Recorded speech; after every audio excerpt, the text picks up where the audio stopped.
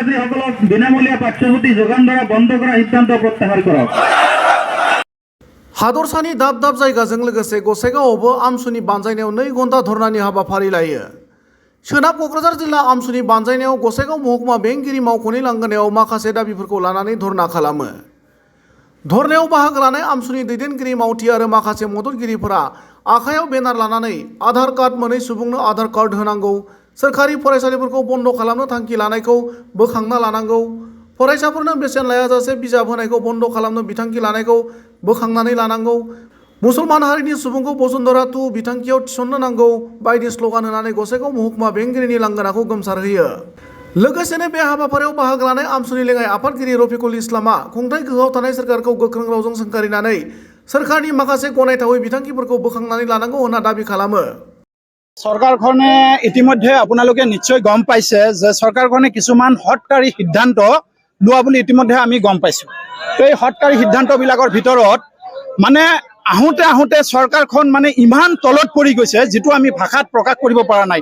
আজি আপোনালোকে দেখিছে যে গোটেই অসম জুৰি প্ৰত্যেকটা জায়গাতেই জিলা ভিত্তিতেই হোক মহকুমাধিপতিৰ কাৰ্যালয়ৰ সন্মুখতেই হোক আমি আজি এই 2 ঘণ্টা অৱস্থান ধৰ্মঘট কাৰ্যসূচী লোৱাৰ কাৰণে বাধ্য হৈছো এই বৰষুণৰ বতৰটো। তাৰ কাৰণটো হ'ল আজি চাওক, প্ৰথম কথাটো হ'ল আমাৰ যে অসমৰ বুকুত মাননীয় চিফ মিনিষ্টাৰ ডাঙৰীয়া তথা বিজেপি চৰকাৰখনে যি এক হটকাৰী সিদ্ধান্ত ল'বলৈ চেষ্টা কৰিছে, যে হটকাৰী সিদ্ধান্তটো প্ৰথম 1 নম্বৰত মই ৰাখিব বিচাৰিছো যে আজি চৰকাৰী বিদ্যালয়সমূহ বন্ধ কৰি দিয়াৰ কাৰণে এটা চক্ৰান্ত চলাই আছে।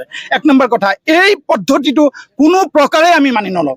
সদৌ অসম সংখ্যালঘু ছাত্ৰ ইউনিয়নে এই ইহঁতৰ যি হটকাৰী সিদ্ধান্ত, এই সিদ্ধান্তটো আমি মানি নলওঁ আৰু এই সিদ্ধান্তটো অনতিপলমে প্ৰত্যাহাৰ কৰিব লাগিব চৰকাৰখনে। দ্বিতীয় নম্বৰত কথা হৈছে কাৰণে আজিলৈকে আধাৰ কাৰ্ড পোৱা নাই, সেই আধাৰ কাৰ্ড নোপোৱা ব্যক্তিসকলক অনতিপলমে আধাৰ কাৰ্ডৰ ব্যৱস্থা কৰি দিব লাগে আৰু অসমৰ বুকুত ধৰ্মীয় সংখ্যালঘু জনসাধাৰণে বসুন্ধৰা 2ৰ ক্ষেত্ৰত বহুতো পিছ পৰি আছে। বসুন্ধৰা 2ৰ ক্ষেত্ৰত ধৰ্মীয় সংখ্যালঘুসকলৰ নাম অন্তৰ্ভুক্ত কৰিব লাগে আৰু আপোনালোকে জানে যে চৰকাৰী স্কুলৰ পৰা ছাত্ৰ ছাত্ৰীসকলক ইতিমধ্যে যি চৰকাৰী কিতাপ পত্ৰ বুকস প্ৰভাইড কৰিব লাগে সেইখিনি ইতিমধ্যে বন্ধ কৰা এটা সিদ্ধান্ত লৈছে। গতিকে এই সিদ্ধান্তৰো আমি পূৰ্ণ বিৰোধিতা কৰিছো। এই সিদ্ধান্তটো প্ৰত্যাহাৰ কৰিব লাগিব, অন্যথাই কিন্তু অসমৰ বুকুত পৰিস্থিতি কিন্তু ইয়াতকৈ আৰু ভয়ানক হ'ব। আজি প্ৰত্যেকটা জায়গাতে এই আন্দোলনৰ কাৰ্যসূচীটো আমি লৈছো।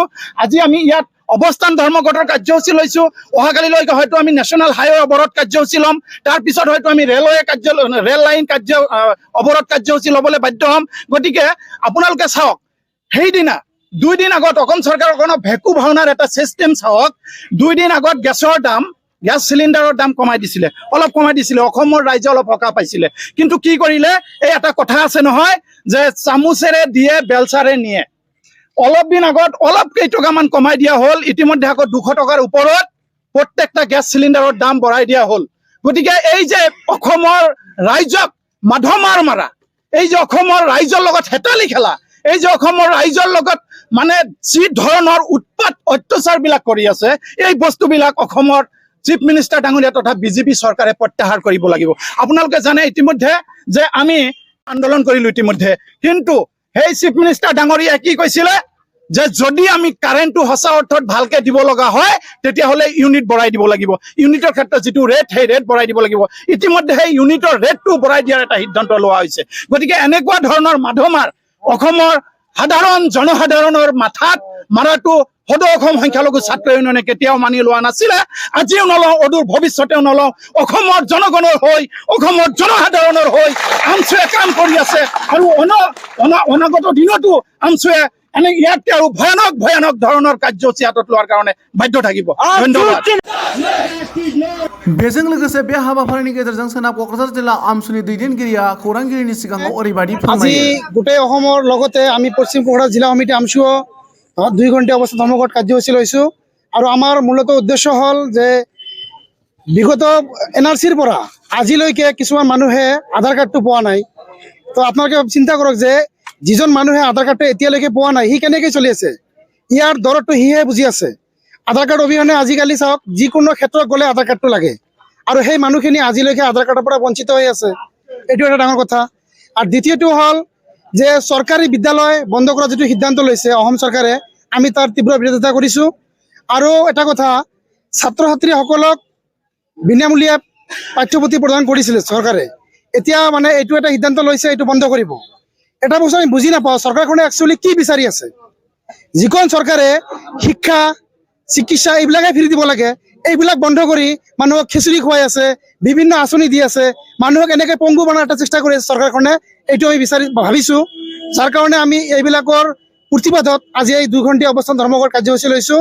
আৰু ইয়াৰ দ্বাৰা আমি অসম চৰকাৰক সকিয়াই দিব বিচাৰিছোঁ যে আপোনালোকে যধে মধে এনেকৈ সিদ্ধান্তবিলাক নল'ব, কিয়নো এই সিদ্ধান্তৰ কাৰণে আমাৰ ভৱিষ্যত প্ৰজন্মৰ কাৰণে বিৰাট এটা ক্ষতি হোৱাৰ কাৰণে আমি ভাবিছোঁ। এইখিনিয়ে।